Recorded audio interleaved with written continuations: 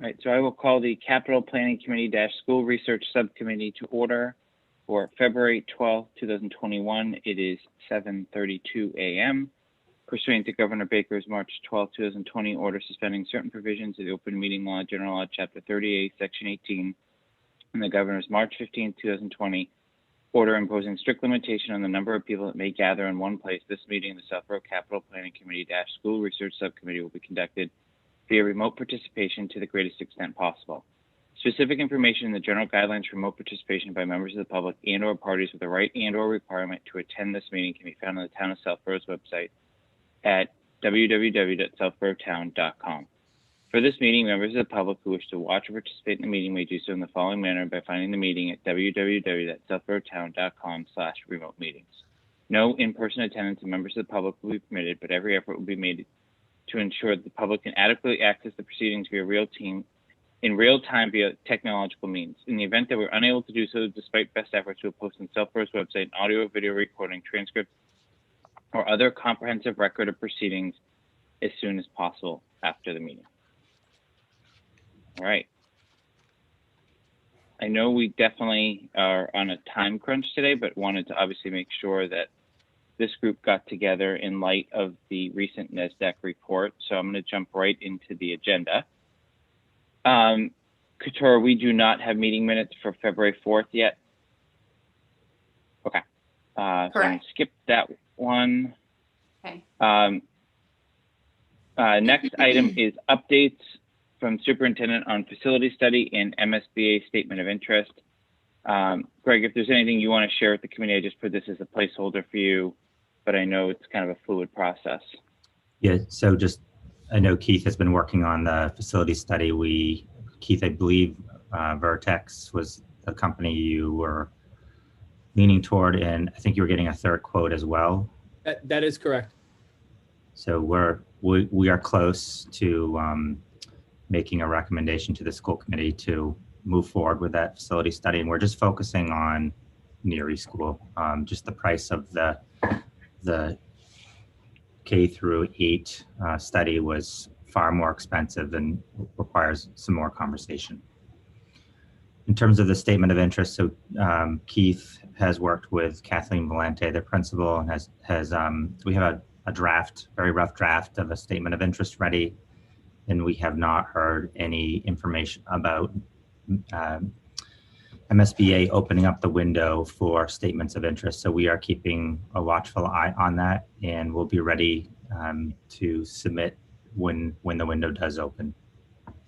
Yeah, I would concur with that. I did look yesterday, and there's no new communication from MSBA about the window opening.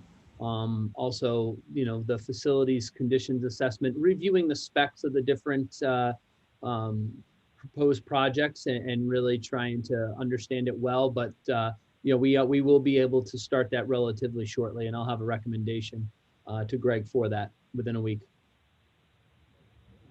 So is Vertex a coincidence, or did Jason mention Vertex because of the work that they did with us on public safety? No coincidence. Jason shared them as a reference for their prior work, and I had reached out just to make sure we were crossing T's and dotting I's from a total of 3 different vendors to give us proposals. So Kathy, we reached out to NSDEC, Colliers, and Vertex. Those were the 3 companies that we're examining. Okay. And a firm out of Hopkinton, an architectural firm out of Hopkinton as well. Any questions from committee members on that? All right. So let's go into discussion of revisions to NSDEC report. We've obviously all had it. I know, Greg and Keith, you've now had the chance to explain it a few times to folks, based on the various, it seems like it's a week full of meetings this week. And so I guess, Greg, maybe I'll let you share your thoughts just to make sure we're all on the same page. Unfortunately, obviously, this is one of the limitations of a small committee is some of us have heard you in other meetings this week, but we just appreciate a few minutes of overview before we kind of get into any sort of deep dialogue. Sure. So thank you. So as of the January school committee meeting and the initial report from NSDEC and your further analysis and questions around some of the data within the report, I've had many phone conversations with Karen Leduc, who is the project lead for this demographic study at NSDEC. And the two areas that I did have, or three areas that I had some conversations around, was the correcting the preschool numbers. So those have been corrected to reflect only Southborough. The other conversation I had was the kindergarten enrollment for 21-22 was at 168. That, as people pointed out correctly, that seemed like a very high number. And then the third question I asked is what census data do you use for these projections? So I'll start with the census data because that's fairly easy. They do not really use the census data in these projections. They use birth rate, real estate sales, and permits as the three main data points to calculate these numbers. So I did inquire about the 168. I shared with Karen that that number is far too high based on what our projections were going to be for 21-22. And she shared how they came to that number. She didn't share the formula, but she said that they have decisions when they're deciding the formula and the factors within the formula to basically to create these numbers. So they used the ceiling factor, which created the 168 number. And I explained that, our enrollment projections based on what we're seeing for pre-registration for kindergarten and our child find work, that number seemed really outside of our ceiling, our internal ceiling data. So we had some conversations around what factor to use, and they came back with a couple different scenarios, and this scenario is the one I felt was the most realistic and was it more at the ceiling level than the floor level of our kindergarten enrollment. So obviously that is propagated throughout the next 10 years. So it's 34 less students than the 168 in the report that was presented to us over 8 years. So that's a significant difference in terms of their projections. The other thing I did was we as part of our budget process on an ongoing basis, we do our own enrollment study through Census Data. So it's a very simple, we look at the 2011 census data, we look at the enrollments, and we just propagate that out. So when we compare our, and I that is in the budget booklet that was shared with you folks. So I believe you probably have had a chance to look at that. But when we look at the census data and do the same type of analysis and propagate what the census data states that enrollment should be for kindergarten in 21-22, the K through 8 enrollments in 3031 is 1,008. So when we look at the census data and then we look at the NSDEC data, I think we are somewhere around that range. The 108 to NSDEC's projections of 192, with the asterisk that as Kathy had said, if Park Central comes on board, if there's a greater turnover of the housing market, it could impact our overall enrollment. I do think, in just my analysis, I think that to be frankly honest, it did give me pause. I think the question is around the credibility, right, of this NSDEC report, and it does make one think, like, okay, we're relying on this data to make big decisions, and I think the committee members had pause. around, okay, what does this really mean? Is this reliable data that we can count on and make big decisions around? So I'll stop there. But I think that's a question that we need to ask, and then think about, are there other data sets that we can gather or other processes that we can kind of benchmark our enrollment against these NSDEC numbers? Thanks, Greg. Katura, I'll go to you first. See if you have any questions, comments, thoughts. Yeah, I mean, Greg, what he said at the end there definitely is something I've been thinking about, and I know that was raised in the committee.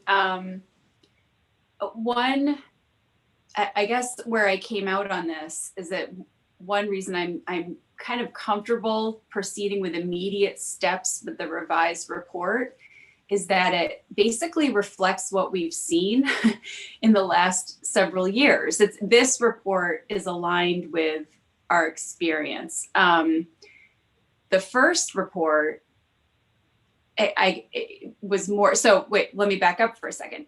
The standard NSDEC data, I don't know if everybody remembers, but it really showed enrollment going down by quite a bit, right? Because it was overlaying on our town what's happening in a lot of sort of rural areas, right? So it had, the report that we used to get, sort of the numbers below our enrollment at our school committee meetings, just kind of showed it kind of really going down.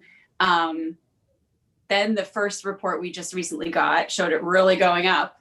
And now this, and it's basically stabilized with a slight decrease over time.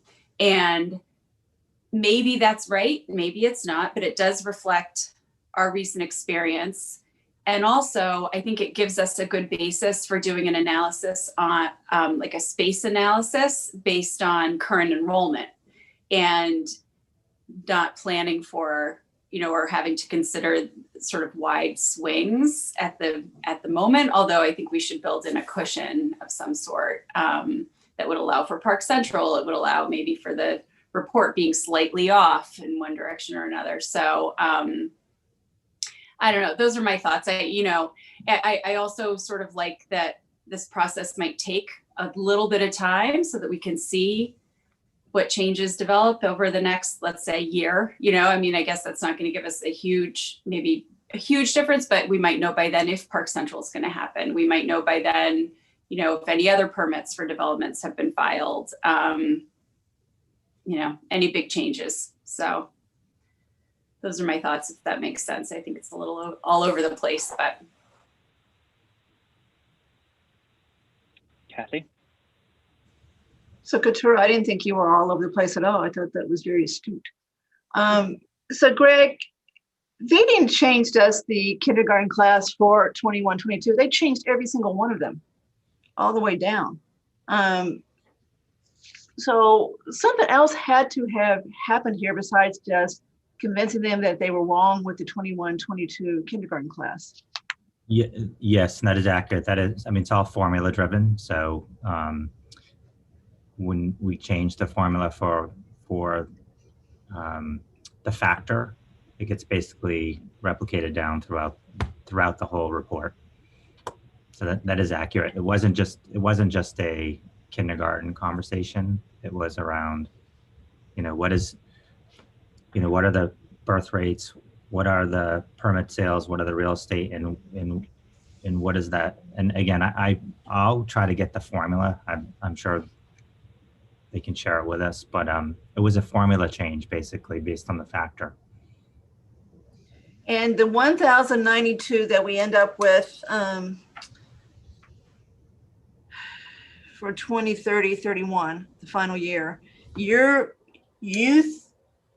think that number is within the range of what you guys had come up with?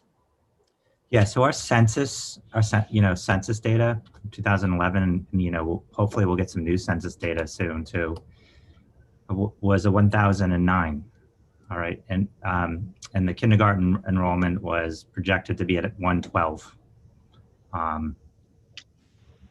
And that's federal census, correct? Correct. Not town census. For 20, 30, 31? What are you saying? So basically, hang on, let me look at the report quickly.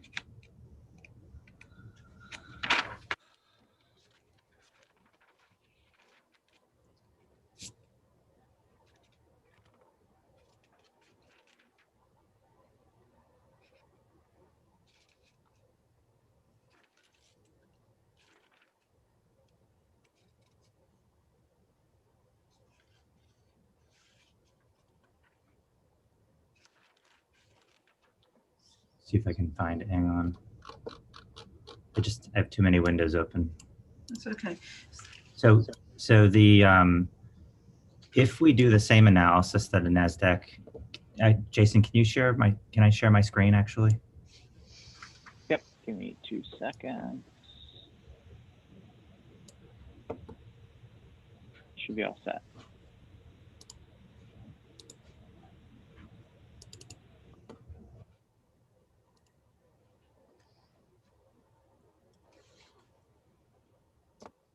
So this is a similar type of analysis, just looking at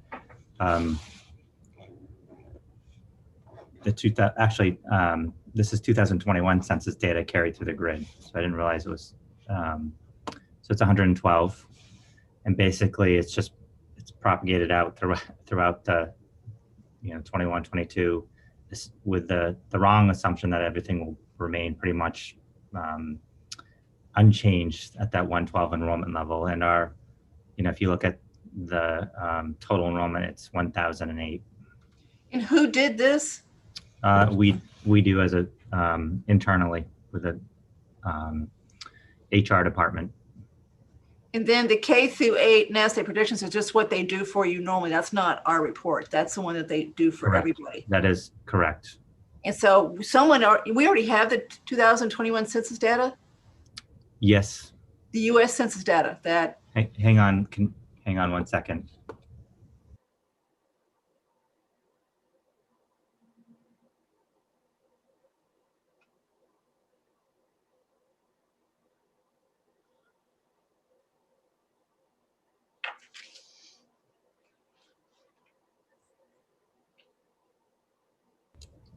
Yeah, so we did receive this census data from the town clerk. Okay, so that's his census data, not the US that, we just Correct. did the 10-year one. So that's not been released yet, correct? No, that has not. I think All right, so it's this still is a being worked town. on. Yeah. Okay, well, that actually, all right. Okay, so I get that. So now back to the general comment. If someone were to line up these two reports and read them, they could easily make entirely different conclusions.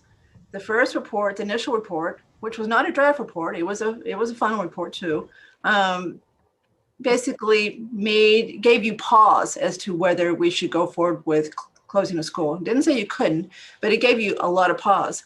This one makes it clear you can close the school. So I am extremely hesitant to rely on either one of these. However, I think the good news is that if you go back, so I started thinking about this, that kind of big picture. So if my memory's correct, if I remember the order of when we opened the new Finn and the new Woodward, we opened new Finn first. And so what we did is move kindergarten, grade 1 and grade 2 to Finn. And I know that well because my daughter was the first one in Finn and she was first grader and she'd gone to kindergarten at the old Woodward. So you move those 3 there. 3rd grade was moved to Neary. So you had 3, 4, and 5 at Neary at that point while you built Woodward, right? Then Woodward opens and we move the configuration the way it is today. So there was a time, and this is the years where the school population was much bigger. So this is, 2000 to 2003, where we had 3 schools. And I don't remember those schools being crowded at all. You guys, Keith, you may remember more. I do know that at Neary, we did add the ancillary stuff at the back, right? During when she was there, that got added then. But I don't remember feeling overcrowded or any discussion of being overcrowded. We certainly didn't have the superintendent's office at Neary yet. So if we could do that configuration back then when the school population was much bigger than it is today, much bigger than either one of these reports is projecting for the next 10 years, then I continue to feel comfortable that we can do this. And any permutation that we've talked about, either three, closing Woodward, closing Neary, putting 4 grades at Neary. So, but then I go back to 7 years ago. Is Jerry Capra, he's gone as far as school committee goes at this point? Okay, Yeah, so but he walks by the school every day. So if you need me to talk to him, let me know. well, he was, he really was into the NASDAQ numbers back in 13. He was the person that really had rolled up his sleeves and really looked at this. And this is what I remember. You know how you remember certain things years ago that stuck with you? So one statement I remember he made so vociferously at more than one meeting is, you cannot rely on NASDAQ numbers. They are consistently unreliable. And he made that point. So I do believe that the reason the school committee decided back then to not go forth closing a school, even though our report said you could based on the NASDAQ numbers, is that they were worried about the NASDAQ numbers being way wrong. And number two, they really didn't want to close the school. And so they were able to basically justify not doing that. But I do believe that the concern about NASDAQ projection numbers was at the heart of it because of what he said. So I am disconcerted that this first report got out and people saw it, and then we replaced it with another report. It didn't say draft on it; it was a report. So there's that, but it is what it is. I think we all believe that this latest report seems to make more sense to us than the first one does. It's just common sense. That's what Katura said. Because none of us see the town growing like that report said it did. We know there's not much room to grow. This idea that people are going to move out, I think they are going to move out, but I don't think they're going to stay in Southborough. I mean, people I know that are downsizing are moving someplace else, Boston, whatever. So the idea that they're going to stay here when there's not a whole lot of excess 55 and over room didn't make a lot of sense to me. So I can buy this report, generally the revised one, but I still think what the first thing we should do is take this report and put our own cushion in it just to see what adding 20% of these numbers does to us, and maybe use that as what we work with instead of these exact numbers. So pick the number, 15%, 20, 25, which would take into account Park Central and something being wrong with these numbers that would be pretty significant. And if we still conclude that we can still easily close a school, which I think we can, then we go forward and know that we really have couched this with a lot of room for error. So I'll add, echoing my fellow committee members, I do have some reservations of, when I opened the report, I literally almost fell out of my chair at the change. In the accounting world, that's definitely what we call use the word material on.